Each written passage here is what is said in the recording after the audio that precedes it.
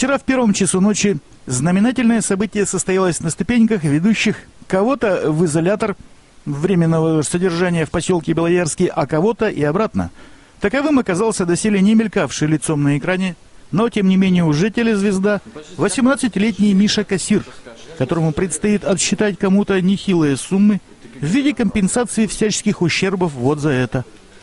Это снято камерой видеонаблюдения в 6 часу вечера 22 января этого года на месте локального триумфа коммунизма, то есть на перекрестке Победы и Ильича, куда приора с пьяным и бесправным организмом внутри вылетела под красный, застав врасплох пешехода, потом пассажира китайской легковушки и догнав по оконцовке 15-летнюю девицу уже далеко на тротуаре.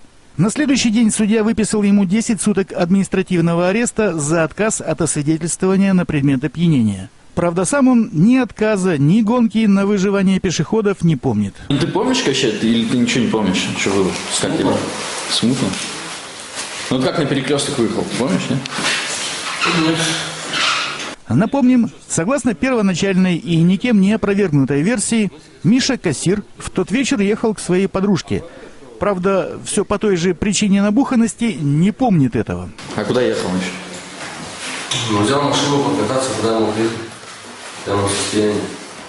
Поясним ситуацию. В первом часу ночи с субботы на воскресенье освобожденного юношу, учившегося на автомеханика и в силу юного возраста еще ни разу не имевшего водительских прав, встретили корреспонденты портала Е1, чему он, в общем-то, был очень сильно рад, ведь дежурный перед выпуском предупредил, что его снаружи ждут.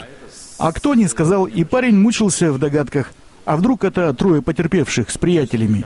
Или, что еще страшнее, по его же собственному признанию, его мама с друзьями.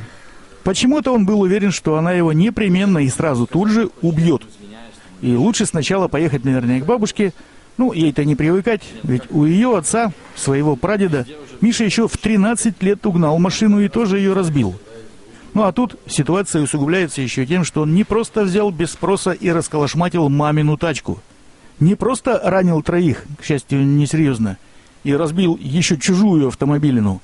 Оказалось, что на этой приоре работал таксистом его отчим, и он сейчас остался реально без заработка.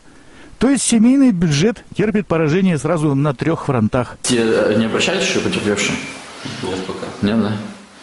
Что с ними, как все? Будешь договариваться? Ну, а как еще?